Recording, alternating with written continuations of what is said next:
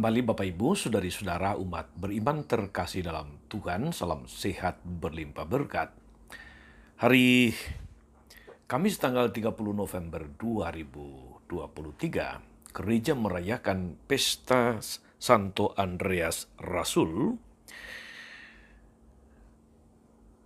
Kita kenal Rasul Andreas, saudara-saudari, sebagai nelayan di sekitar Danau Galilea. Dia berasal dari Betsaida. Dia dulu adalah murid dari Yohanes Pembaptis dan kemudian merupakan salah satu pengikut Yesus yang pertama dan kemudian menuntun saudaranya Petrus untuk datang kepada Yesus. Selama 3 tahun masa pewartaan Tuhan, Andreas disebut karena bersama dengan Filipus mempertemukan suatu kelompok orang Yunani yang ingin bercakap-cakap dengan Yesus. Andreas juga yang membawa seorang anak yang mempunyai roti dan ikan sebelum Yesus memberi makan 5.000 orang. Menurut tradisi saudara-saudari, setelah Pentakosta, Andreas mewartakan Injil di Skitia, Trake, dan Akaya.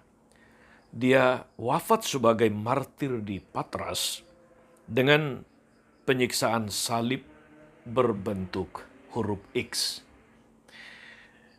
Hari ini saudara-saudari kita akan merenungkan kutipan Injil Matius bab 4 ayat 18 sampai 22.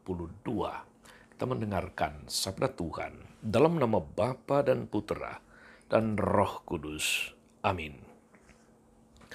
Pada suatu hari ketika Yesus sedang berjalan menyusur Danau Galilea, dia melihat 2 orang bersaudara, yaitu Simon yang disebut Petrus dan Andreas saudaranya. Mereka sedang menebarkan jala di danau, sebab mereka itu penjala ikan. Yesus berkata kepada mereka, "Mari ikutilah aku, dan kamu akan kujadikan penjala manusia." Mereka pun segera meninggalkan jala lalu mengikuti Yesus. Setelah Yesus pergi dari sana, dilihatnya pula 2 orang bersaudara, yaitu Yakobus anak Zebedeus dan Yohanes saudaranya. Bersama ayah mereka Zebedeus sedang membereskan jala dalam perahu. Yesus memanggil mereka dan mereka segera meninggalkan perahu serta ayahnya lalu mengikuti dia. Demikianlah sabda Tuhan. Saudari-saudara umat beriman terkasih dalam Tuhan, kita merayakan Pesta Santo Andreas Rasul dengan satu pesan, dengan satu kisah perjumpaan dan panggilan mereka yang menarik dan tentu saja mengagumkan. Bagaimana tidak mengagumkan? Karena tanpa banyak diskusi, tanpa banyak tanya jawab, tanpa banyak dialog, tanpa banyak bujuk rayu, hanya dengan satu kalimat dari Yesus, "Ikutilah aku." Mereka meninggalkan jalannya, mereka meninggalkan perahunya, mereka meninggalkan mata pencaharian mereka sebagai penjala ikan dan mengikuti Yesus yang menjadikan mereka sebagai penjala manusia. Saudari-saudara umat beriman yang terkasih dalam Tuhan, Yesus memanggil para murid termasuk Santo Andreas untuk menjadikan mereka sebagai rekan kerjanya dalam karya pewartaannya, dalam karya keselamatannya, mewartakan Injil, mewartakan kabar baik. Mereka sekaligus menjadi sahabat yang akan melanjutkan kabar gembira keselamatan kepada dunia. Bapak, Ibu, saudari-saudara umat beriman terkasih, para murid datang dari latar belakang yang berbeda-beda. Tanpa ada pengalaman pendidikan yang memadai, tanpa ada macam-macam, katakanlah itu sebagai modal, bakat, kemampuan yang luar biasa sebagai pewarta kabar keselamatan.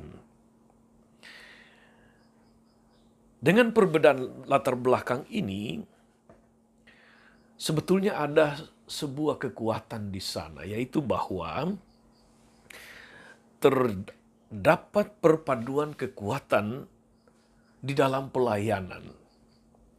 Yesus tidak menolak perbedaan latar belakang dan pengetahuan para murid. Yesus bahkan melihatnya sebagai anugerah istimewa dari Bapa di sorga untuk memperkaya dan memberi warna indah dalam misi perutusannya di dunia. Karena itulah saudara-saudara, Yesus tetap mengajak para murid untuk belajar berdoa, berkomunikasi dengan Bapa, percaya dalam komunitas kemuritan yang bersama dengan Dia. Mereka mengikuti ajakan Yesus dengan sukarela tanpa paksaan. Dan kerelaan inilah yang meneguhkan iman dan pilihan mereka pada saat mereka mengalami tantangan, mengalami penolakan, mengalami ketidakpastian di lapangan. Saudari-saudara umat beriman terkasih, peristiwa panggilan para murid termasuk Rasul Andreas meneguhkan kita bahwa memang saudara-saudari Tuhan membutuhkan tangan-tangan dan saksi-saksi untuk diutus ke tengah dunia. Mewartakan kabar baik, kabar gembira. Sebagaimana disampaikan dengan indah oleh Rasul Paulus dalam bacaan pertama hari ini. Roma bab 10 ayat 14 sampai 15. Bagaimana mereka dapat percaya kepada Dia jika mereka tidak mendengar tentang Dia? Bagaimana mereka mendengar tentang Dia jika tidak ada orang yang memberitakannya? Dan bagaimana mereka dapat memberitakannya jika mereka tidak diutus? Kata-kata Rasul Paulus ini menjadi peneguhan bahwa memang saudari-saudara Tuhan membutuhkan kita semua. Membutuhkan manusia sebagai rekan kerjanya, tidak hanya para rasul.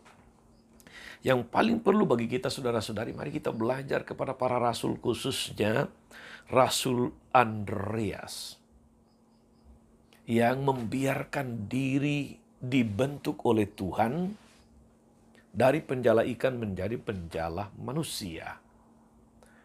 Rupa-rupanya perjumpaan dengan Tuhan, ketika Tuhan masuk ke dalam hidupnya, dalam hidup para rasul, hidup mereka berubah, hidup mereka diubah. Atau istilah yang mungkin juga relevan dan tepat adalah hidup mereka bertransformasi dari penjala ikan menjadi penjala manusia. Apakah kita juga dipanggil dan diutus oleh Tuhan, saudari-saudara? Ini pertanyaan retoris. Karena jelas bahwa setiap orang yang sudah dibaptis, dia juga dipanggil dan diutus untuk menjadi pewarta kabar baik, menjadi mitra kerja Tuhan, menjadi rekan kerja Tuhan, menjadi sahabat-sahabat Tuhan untuk menjadi pewarta kabar baik. Kita belajar dari para rasul, saudari-saudara, untuk membiarkan diri dituntun oleh Tuhan, diubah, ditransformasi oleh Tuhan. Barangkali tidak harus dengan meninggalkan pekerjaan-pekerjaan kita, aktivitas kita, lalu menjadi misionaris. Itu tentu saja terbuka kemungkinannya. Tetapi, kalau bicara soal transformasi, maka itu berarti bahwa hidup kita harus diubah menurut atau supaya sejalan serasi dengan kehendak Tuhan. Jadi barangkali bukan pekerjaan, bukan profesi yang ditinggalkan, tetapi orientasinya bukan lagi sekedar untuk mencari nafkah, bukan lagi sekedar untuk mencari makan, bukan lagi sekedar untuk melanjutkan hidup, tapi menjadikan tempat kita beraktivitas, profesi-profesi kita apapun itu, sebagai tempat untuk bersaksi, menjadi pengikut Kristus yang baik, bertransformasi menjadi orang Katolik yang lebih baik lagi. Disinilah letak keterbukaan untuk membiarkan Tuhan mengubah hidup kita, mentransformasi sesuai dengan kemauan kehendak Tuhan sendiri. Sebagaimana para rasul, Santo Andreas, saudara-saudari, semoga kita juga membiarkan diri diubah oleh Tuhan. Tidak sekedar menjadi pekerja yang mencari nafkah, tapi sekaligus menjadi saksi Tuhan untuk menjalah manusia. Di mana saja kita berada, di mana saja kita berkarya di tengah dunia ini. Semoga saudara-saudari kita diteguhkan untuk semakin bersemangat menjadi rekan-rekan kerja Tuhan di tengah dunia ini. Membawa semakin banyak jiwa, semakin banyak orang, semakin banyak sesama untuk sampai kepada hati Tuhan. Sebagaimana dikerjakan, dilakukan oleh para rasul. Tuhan Yesus memberkati. Amin. Ya Allah yang penuh kasih, kami bersyukur kepadamu, karena melalui putramu Yesus Kristus kami memperoleh kasih karunia untuk menjadi pewarta kabar gembira bagi banyak orang. Berkati kami, lindungi kami senantiasa, semangati kami agar boleh menjadi penjala banyak jiwa yang tinggal di dalam rangkulan kerahiman-Mu. Engkaulah Tuhan dan pengantara kami sepanjang segala masa. Amin. Saudari-saudara sekalian, berkat Allah turun atas saudari-saudara, atas mereka yang kita doakan atau kita janjikan doa mereka yang sakit dan menderita. Segala rencana, karya, dan pelayanan hari ini, Bapa dan Putra dan Roh Kudus. Amin. Tetap sehat, teruslah menjadi berkat. Jangan lupa like, subscribe, nyalakan lonceng notifikasinya. Salam 52, Tuhan memberkati.